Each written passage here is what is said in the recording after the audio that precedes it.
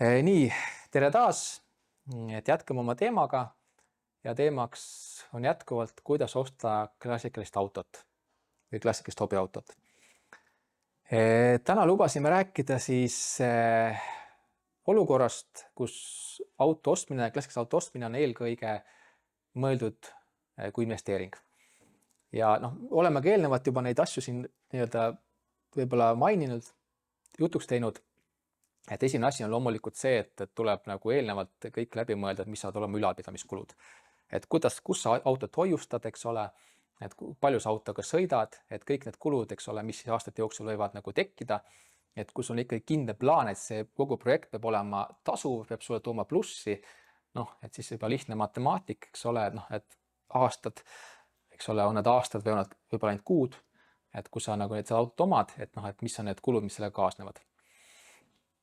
Aga ma siin, ühesõnaga, võib-olla esimene oluline asi selle teemale ongi võib-olla mõelda, et mis see konkreetne auto on, mis sa ostad, et kui suur potentsiaal on, et ta sul toob selle tulu, mida sa nagu soovid. Tegelikult see on väga keeruline teema. Ma toon ühe näite elus enesest, et oli üks auto, millega ma olin ka kunagi kokku puutusin, mis oli toodud tellimuse peale USA-st ühele inimesele, aga see inimene ostas autot välja ja siis ta seisis, oli müügis, aga siis vahepeal paar aastat ootas omanikku ja siis üks inimene, nimetame siis seda persoon A, ostis selle auto ära ja maksis sellest ühe summa, aga temal elus tekkisid muutused, tahtis kodu soetada ja otsustas selle auto aasta hiljem maha müüa, pani selle auto sama hinnaga müüki, mis ta ostis. Ja mingil põhjusel keegi see autot ei ostnud, see hind jooksvalt langes. Ja kui siis kuskil novembrikuu oli see, mäletan, see auto oli lõpuks müügis siis poole selle hinnast, millega tema ostis ja millega ta selle müüki pani. Ja siis ma ise mõtlesin, et ma olin see autoga kursis, mõtlesin, ma ostan ta ära. Et kuna minu suurim hirm oli see, et võib-olla keegi ostab ära, vaatab, nii äge auto, nii odav hinnast, hakkab ta veel talvel sõitma, et siis kuna tegu hästi selline autoga, siis ma ostin selle auto ära. Ja nii oligi, et siis see on konkreetne inimene, tema tegelikult selle autoga siis kaotas pool oma rahast. Tegelikult isegi rohkem, kuna ta tegi seal remonte, hooldused, eks ole. Aga mina ostsin ta ära, sõitsin taga, tegin taga mingisugused hooldustööd, remonttööd, mis vaja olid. Ja kuna siis mingi hetk oli autosi rohkem, kui ma jõudsin nendega tegeleda, siis ma panin, ühesõnaga, mõtlesin, et peaks seda arvu vähendama ja aasta hiljem ma panin selle auto müüki ja natuke varem isegi, mul ka see hind kõikus seal, aga siis vahepeal oli paus ja lõpuks ma panin ta müüki ka vastu sügist oktoobrikuus ja ma vist 2-3 päevaga tuli minu ostja.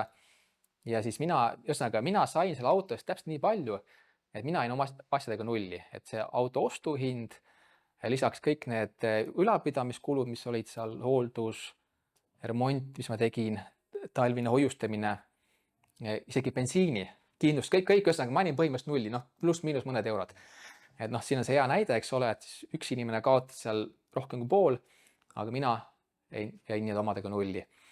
Ja see on tihti nii, et see ei ole ainult selle autoga ja see on tihti nii ja ma võib-olla tooks teile ühe näite, et ka elust enesest, et see aasta oli, ma ei mäleta, 2013 ja 2014, et paluti aidata leida üks Ferrari 550 Maranello ja see, mäletan, Eestis oli üks müügis ja tollased hinnad olidki sellised, et autod maksid kuskil 40 000 ja natuke rohkem. Lõpuks auto leiti mujalt ja nii edasi, aga need olid need hinnad ja siis me läheme ajas edasi, 2 aastat hiljem oli 2016, vahepeal 2015 olid mingil põhjusel, olid need klassikalise auto hinnad väga tõusnud ja peaaegu enamus hinnad. Ja siis mäletan 2016 lõpp oli sama teema, paluti leida jälle üks 550 Maranello. Ja see oli niimoodi, et nii palju, kui ma seda turul vaatasin, käisin vaatama, siis kõige odavam Exemplar üldse, mis ma nagu suutsin leida niuke enam-vähem, kuigi see oli kunagi väikse esiotsa avarii saanud. Ja see oli 96 000 eurot, ehk siis vahepeal oli need hinnad tõusnud, ehk siis kes inimene, kes iganes ostis näiteks siis 2014 auto, näiteks 40-45 000-ga, siis ta võis 2 aastat hiljem müüa juba selle maha topelt hinna eest. Aga samas pärast seda, need hinnad on enam olnud stabiilsed, vahepeal isegi langesid natuke, nüüd on jälle tõusnud, nüüd on võib-olla pigem seal võib-olla ongi see 550 Maranello, praegu on see kuskil 100 000 ja kallim. Ja neid on palju.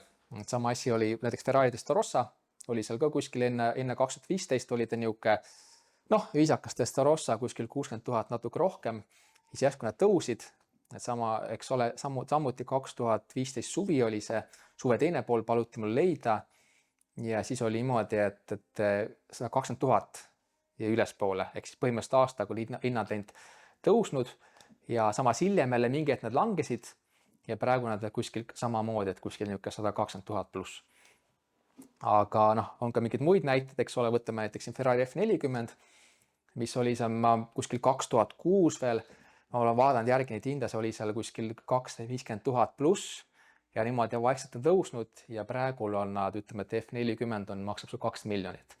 Ja selle hind on järjest tõusnud, ei ole niimoodi, et üles-alla käinud. Et noh, et siis ongi hea näide, ongi see, et näiteks, et noh, need, kes ostsid, ütleme, et siis selle mainitud 550 Maranello aastal 2013-14 ja müüs selle aastal 2016, noh, nemad tegid väga investeeringu, aga samas võib-olla need, kes ostsid Testarossa aastal 2015 nii-öelda selle lõpupoole ja müüsid selle võib-olla mõned aastad hiljem, noh, nemad jäid suure osas natuke isegi miinusesse, kuna noh, lisaks selle hinnale, et tuleb ju ka muid asju arvestada, eks ole, auto ülalpidamiskulud, ükskõik, kas sa sõidad või ei sõida, aga kui seda kuskil hoiustad, nii et see on kõik suhteline. Ja kui veel nüüd siin teemas püsida, et tekib muidugi küsimus, et kuidas üldse nagu käsitleda autot kui investeeringut, et kui hea investeering see on, noh, see on keeruline öelda. Ma lihtsalt toon ühe näite, sest et on niisugused väljaütlemised, et klassikaline auto on investeeringuks parem kui kuld. Ja ma võin lihtsalt, kuna ma olen natuke selle teemaga kokku puutunud, et ma toon ühe näite, et aastal 2004 novembri lõpp maksis gramm kulda maksis 11 eurot. 2 aastat hiljem, täpselt siis 30 november 2024 maksis gramm kulda 85 eurot. Ehk siis ütleme, et kuld selle aja jooksul, ütleme, et peaaegu 8 korda läks kallimaks. Ja tegelikult noh, nüüd kui me praegu siin filmime, hetkel on, ma peast ei teagi, ühesõnaga kulla hind on vahepeal selle paari kuuga veel tõusnud, vahepeal tegi niisuguse hüppe, et oli seal isegi oli natuke üle 90 euro oli gramm. Ja ütleme siis niimoodi, et noh, selle 20 aastaga on kuld siis, ütleme, et 8 korda muutunud kallimaks. Ja nagu me rääkisime, meil oli üks auto, hea auto, Ferrari F40, mis on nii-öelda väga hea investeerimisobjekt. Eks ole, kui me siin 2000, ma ei tea, mis ta 2004 maksis täpselt, aga 2006 oli, ütleme, et 20 000 eurot pluss ja praegu on ta 2 miljonit, ehk siin me näeme ka, et see F40 on teinud ka selle 20 aastaga niisuguse 8-kordse tõusu. Et noh, nüüd on küsimus, et kumb siis parem investeering on kuld või F40, noh, see on suhteline, et kui sa ikkagi tahad nii-öelda võib-olla tunda investeeringust naudingut, noh, siis F40 kindlasti on parem. Saab ta ka sõita, nautida, aga samas on muidugi see, et noh, teoreetiliselt, kus iganes seda kulda hoiad, noh, siis ütleme, et see kulla kogus, eks ole, noh, siis on see, et teoreetiliselt need kulud sellega on kindlasti väiksemad, kui oleks olnud selle F40-ga. Nii et võib-olla isegi oleks nüüd investeerinud samal ajal kulda, võib-olla see rahaline kasu oleks olnud isegi natuke suurem, aga kui rääkida emotsionaalsest nii-öelda siis sellest võidust, noh, siis võib-olla F40-ga oleks olnud võib-olla parem. Nii et üsna kõik on suhteline. Või kui rääkida investeeringust, ja ütleme, et püsida teemas, mis puudutab autosi, noh, ma teeks jutuks Tesla ja ma isegi räägi Teslast kui autost, vaid ma räägin Tesla aktsiast ja kui vaadata ajavahemikku, mis oli 18 kuud, et see oli siis kuskil 2019 suvi kuni 2021 aasta algus, et kui Tesla siis aktsia väärtus tõusis 20-kordseks. Et see on ühesõnaga, et noh, ja sellist tõusu, sellise ajaperioodil pole ükski auto kunagi teinud, et ühesõnaga kõik on suhteline. Et investeeringud on erinevad, et ma ei ütle seda, et auto kui selline on hea investeering, samas ma ei ütle seda, et ta ei või olla, et noh, nagu tõin isegi näite, et üks konkreetne auto võib olla hea investeering teatud ajaperioodil, aga samas ta võib olla halb investeering teisel ajaperioodil. Ja kõik oleneb ka ajaperioodist, et noh, nagu oleme näinud, F40 on auto, mis on läinud täpselt selles suunas, hind on stabiilselt tõusnud, aga noh, meil oli jutuks oli siin Ferrari Testarossa, mis vahepeal oli siin kallim, vahepeal oli siin odavam, eks ole, et see on kõik suhteline. Ja üks teema ma veel korra puudutaks seoses investeeringuga, et need on nii-öelda siis võib-olla eriseeria mudelid, et siin on ka hästi niisugune koht, et tuleb nagu mõelda, et täpselt mida sa ostad. Et ma toon ühe näite. Ja ma korra nagu räägin nendest autodest lühidalt, ma siis, kuna lihtsalt seal juba need autode nimed on nii-öelda pikad ja keelustatud, siis ma korra, et ma midagi siin valesti nüüd ette ei räägiks, et ma korra nüüd natuke vaatan maha, mida üldse ma teen asju peast, aga natuke vaatan maha ja võtame siis näiteks selle 190e 2.516 mudeli, millel, eks ole, siis mis aastal 89 baashind oli tal 69 084 Saksa marka.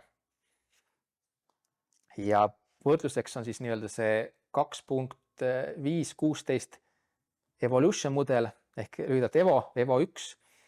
Et selle auto, et tal oli tegelikult, ühesõnaga oligi niimoodi, et ta oli siis saada ka 89. aastal, et oli siis 87 204 temmi ehk siis Saksa marka auto, millel oli siis ostsid juurde AMG Powerbacki, mis tõstis mootori võimsuse 225 hobujõuni, et see auto maksis 18 000 temmi rohkem, et siis selle auto hind oli siis 89. aastal 106 014 temmi. Ja kui me räägime siis juba 190e 2.516 Evolution 2 ehk Evo 2 mudelist, eks ole, seal tulid juba nii-öelda siis kaasnenud ka suuremad erinevused, eks ole, kes teab, eks ole, need tiivalaiendid on ekstreemsemad, suur antitiib, siis 17 oli väljed, et selline auto ja need autod olid kõik juba tehasest nii-öelda selle AMG Powerbackiga varustatud. Ja siis see auto, eks ole, seal oli juba 235 hobujõudu, siis ütleme, et see alusmudel 190e 2.516, et kui see maksis aastal 89 69 000 temmi, siis see 2.516 Evo 1 mudel maksis 87 000 temmi või AMG Powerbackiga 106 000 temmi ja siis aasta hiljem 1990 maksis Evo 2 mudel 115 000 temmi vähemalt. Et me saame enam-vähem paneme need hinnad paika, et mis meil siin oli. Aga kui me vaatame nüüd tulema aastasse 2025, tegelikult need hinnad ma otsin välja eelmise aasta lõpuga, et me näeme, et näiteks selline viisakas seisukorras 2.516 tavaline mudel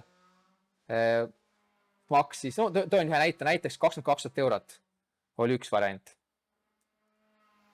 Või siis võtta see natuke vanem mudel 2.316, sellest küsiti 24 500 eurot, eks ole.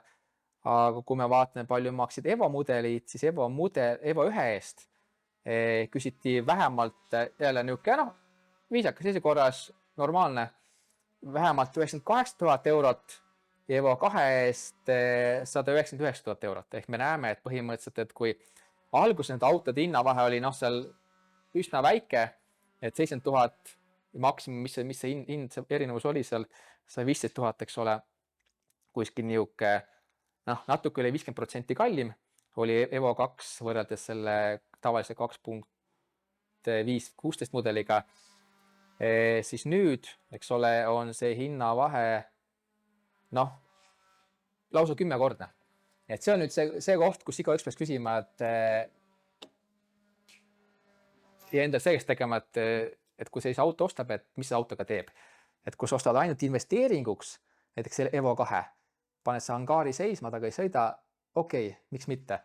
Aga kui rääkida sõidumõnust, ma ei ole kunagi Evo 1 Evo 2-ga sõitnud, aga ma sõidnud tavalise ma ei mäletagi 2.516 mudeliga või 2.316 mudeliga, need on suht sarnased.